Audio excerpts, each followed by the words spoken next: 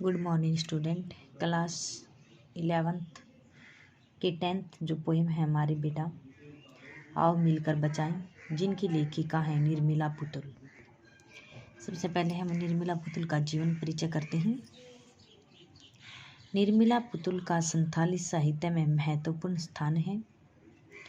निर्मला पुतुल का संथाली साहित्य में महत्वपूर्ण स्थान है। निर्मला का संबंध आदिवासी परिवार से है। किससे है निर्मला का संबंध? आदिवासी लोगों से है। निर्मला पुतुल का जन्म सन 1972 में झारखंड में हुआ था। कब हुआ था? 1972 ईस्वी। कहाँ पे? झारखंड के दुमका क्षेत्र में हुआ था। ऑप्शन टाइप क्वेश्चन में आते हैं कि निर्मला पुतुल का जन्म कब और कहाँ पे हुआ। कब? 1972 ईस्वी में झारखंड के दुमका क्षेत्र में हुआ था। इनके पिता और चाचा एक अध्यापक थे। इनके पिता और चाचा क्या थे? एक अध्यापक थे। इसलिए घर में शिक्षा का माहौल मिला था। इसलिए घर में शिक्षा का माहौल मिल गया था, किंतु नियमित अध्ययन विभिन्न परंपराओं के कारण नहीं हो सका है। यानी कि बाकी का जो अध्ययन आगे पढ़ाई करनी थी वह हर प्रकार की समस्याओं के कारण नहीं हो पाया है। निर्मला पुतुल ने नर्सिंग के डिप्लोमा इग्नू में स्नातक की डिग्री भी प्राप्त की थी। यानी कि इसने निर्मला पुतुल ने क्या नर्सिंग होम का कोर्स किया था और उसमें से डिग्री मिली थी, यानी कि B.Tech की। आदिवासी परिवार में जन्म लेने के कारण इनका संथाली समाज से गहरा संबंध था। कहाँ पे? वहाँ आदिवासी लोगों के बीच में इनका जन्म होने के कारण इनका गहरा संबंध था संथाली समाज से। आदिवासी समाज से इसका गहरा लगाव भी इनकी रचनाओं में देखा जा सकता है। यानी कि रचनाएं कौन कौन सी थी निर्मला पुतुल की? निर्मला पुतुल एक प्रतिभाशाली कवयित्री है। उन्होंने अनेक काव्य रचनाओं पर निर्भर किया है। नगाड़े की तरह बजते शब्द तथा अपने घर की तलाश में इनकी प्रमुख रचनाएं हैं। सुप्रसिद्ध रचनाएं हैं। नगाड़े की तरह बजते शब्द हो गया, एक अपने घर की तलाश, यानी कि इनकी क्या है? रचनाएं हैं। आगे इनकी काव्यगत विशेषताएं क्या थी? कि निर्मला पुतुल एक सजग एवं चिंतनशील कवयित्री है। उन्होंने आदिवासी लोगों के जीवन में निकटता भी देखी है, उसमें व्याप्त विसंगतियों को तल्लीनता से घेरा है, उन्होंने उकसाया है, बताया है और उनके बावजूद भी उनकी स्थिति अच्छी नहीं रही है। इसके कारणों से की तहस में पहुंचकर उन्हें काव्य के माध्यम से उद्घाटित भी किया गया है। उन्होंने वहाँ व्याप्ति कुरीतियों पर भी प्रकाश डाला था। वहाँ पर होने वाली जितनी व्यापक परिस्थितियाँ हैं उन पर प्रकाश डाला था। प्रचलित कुरीतियों के कारण भी वहाँ के लोगों की दशा है वह में ठीक दिखाई नहीं देती है। बड़े से बड़ा नुकसान भी वहाँ उठा लेते हैं और वे अपने स्वार्थ के लिए हर हानि भी पहुँचाते हैं। वर्चस्व के कारण नारी समाज की दयनीय दशा एवं शिक्षित व्यापारी लोगों की कठपुतली बनी रहना भी काव्य संगत माना जाता है। इनकी भाषा शैली सहज व सरल भी भाषा शैली लिखो। उसके बाद में निर्मला पुतुल की कविता की भाषा सहज सरल व्यवहारिक है। सारी कविताएं संथाली समाज से रचित हैं। कविता समतद्भव शब्दों का प्रयोग भी किया गया है। अलंकार व छंद भी माने जाते हैं। आदि में हम लिख सकते हैं। ठीक है, तो निर्मला पुतुल का जीवन परिचय भी और अब इसकी व्याख्या करते हैं। यानी कि फर्स्ट पैराग्राफ की व्याख्या हमारी, अपनी बस्तियों को नंगी होने से शहर की आबो हवा से बचाएं। ठीक है, आबो हवा यानी कि जलवायु से बचाएं पूरी की पूरी बस्ती को। सबसे पहले हमें प्रसंग लिखना है। प्रस्तुत पद्यांश हमारी हिंदी की पाठ्य पुस्तक आओ मिलकर बचाएं नामक कविता से ली गई हैं। इसमें इसकी कवयित्री निर्मला पुतुल जी हैं। इन्होंने इन पंक्तियों में अपने समाज और प्रकृति के विनाश को रोकने का जो प्रयत्न किया है उनके बारे में उनकी परिस्थितियों का वर्णन करते हुए कहा है कि अपनी बस्तियों को नंगी होने से, इसमें कवि कहते हैं कि हम अपनी बस्तियों को मानव और वनस्पति से रहित होने से बचा सकते हैं। हम अपनी बस्तियों को नंगी और वनस्पतियों को मानव और वनस्पति रहित होने से हम बचा सकते हैं। बसा सकते हैं। कवियत्री का संकेत कि प्रकृति को लगातार बढ़ते विनाश से बस्तियां क्या होती हैं, उजड़ती जा रही हैं।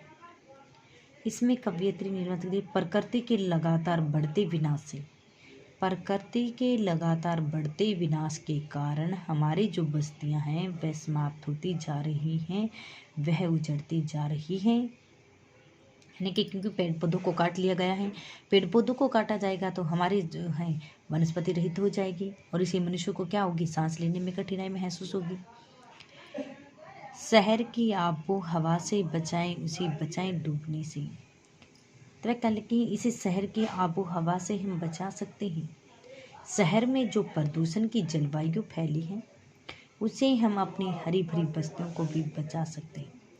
शहर में जो प्रदूषण की जलवायु फैली है उसे हम हरी भरी बस्तियों को बचा सकते हैं। शहर के अंदर जो जलवायु की प्रदूषण की समस्या फैली हुई है उससे भी हम अपनी बस्तियों को बचा सकते हैं। पूरी की पूरी बस्तियां हड्डियां अपने चेहरे पर हरी भरी। जिस प्रकार से शहरों, कारखानों, इमारतों आदि में क्या होते हैं, वन संपदा का विनाश होता जा रहा है। ये बस्तियां, शहर की हवा बस्तियां फैल गई हैं, चारों क्या होगा, सब कुछ मिट जाएगा, समाप्त हो जाएगा। केवल चारों तरफ ही कुरीतियां यानी कि बुराइयां ही बुराइयां नजर आएंगी। और पूरी बस्ती में जब लोग वनस्पतियों को काट लिया जाएगा तो लोग क्या हो, आदिवासी लोग क्या होंगे, भूखे प्यासे मर जाएंगे। उस समय वहाँ पर केवल हड्डियां मात्र ही शेषते रह जाएंगी, हड्डियां ही दिखाई देंगी उन लोगों की, क्योंकि भूखे प्यासे मरेंगे तो वे क्या करेंगे, हड्डियां ही देखेंगे उनके चेहरे पर। केवल संताल प्रांगना की माटी का रंग, भाषा में झारखंडीपन। इसमें कवि कहता है कि हमारी अनेक प्रयासों की यानी कि कोशिश कर हमारे समाज में फैली भी जो अशिक्षा है, अंधविश्वास है, जैसी बुराइयां हैं, उनको समाप्त करने का निश्चय हमने किया गया है। और आदिवासी लोग क्या होते हैं, संकट में पड़ने के कारण उनके चेहरे पर क्या है, उनके चेहरे पर मानो संथाली मिट्टी का रंग है। ठीक है, उनके चेहरे पर संथाली मिट्टी का रंग है।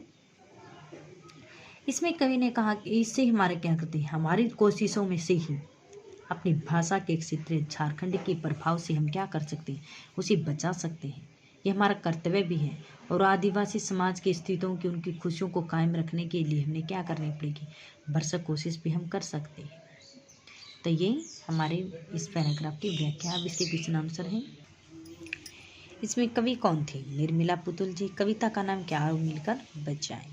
कवियत्री किसके क्या करने को कह रही है, कवियत्री समस्त मानव जाति को आग्रह करने के लिए कह रही है कि सभी मिलकर चलो, कोशिश करो, हम अपनी बस्ती को बचा सकते हैं, इन वनों को काटने से हम रोक सकते हैं। कवियत्री किस ओर संकेत करना चाहती है, प्रकृति के लगातार बढ़ते हुए विनाश की ओर संकेत करना चाहती है। बस्तियां पेड़ पौधों की संपदा के साथ साथ किससे से रहित होती जा रही है। बस्तियां पेड़ पौधों की संपदा के साथ साथ क्या है, मानव मूल्यों से रहित होती जा रही हैं।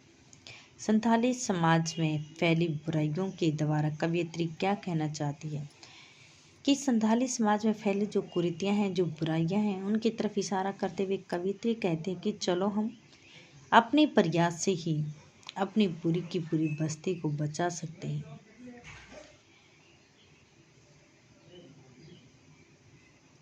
कवियत्री कोशिश करने से कौन सी बुराई के कारण के समाप्त होने की बात करते। कवियत्री कोशिश करने से क्या कहते हैं, अशिक्षा, अंधविश्वास, संकेत आदि से बुराइयों को समाप्त होने के लिए कहती है। प्रस्तुत अवतरण में कवियत्री ने किसके प्रति चिंता व्यक्त की, समाज के लोगों के प्रति चिंता व्यक्त की है। प्रकृति के विनाश के कारण कौन संकट के दौर से गुजर जाता है, आदिवासी संथाल समाज की मिट्टी के लोग। कवियत्री लोगों से क्या समझाने के लिए कहती है। कवियत्री अपनी कोशिशों से भाषा में हर प्रकार के क्षेत्रीय व झारखंड के प्रभाव से बचाना चाहती है। काव्य सौंदर्य स्पष्ट कीजिए। काव्य सौंदर्य में लिखना, अपने इन पंक्तियों में समाज और प्रकृति के विनाश को रोकने का लिए प्रयास किया गया है। भाषा सहज व सरल है। तत्सम तद्भव देश शब्दों का प्रयोग किया गया है। शांत रस है। एतुकांत प्रसाद गुण है। देश शब्दों का प्रयोग किया गया है। ठीक है, ये क्वेश्चन आंसर है हमारे राइट फर्स्ट लर्न।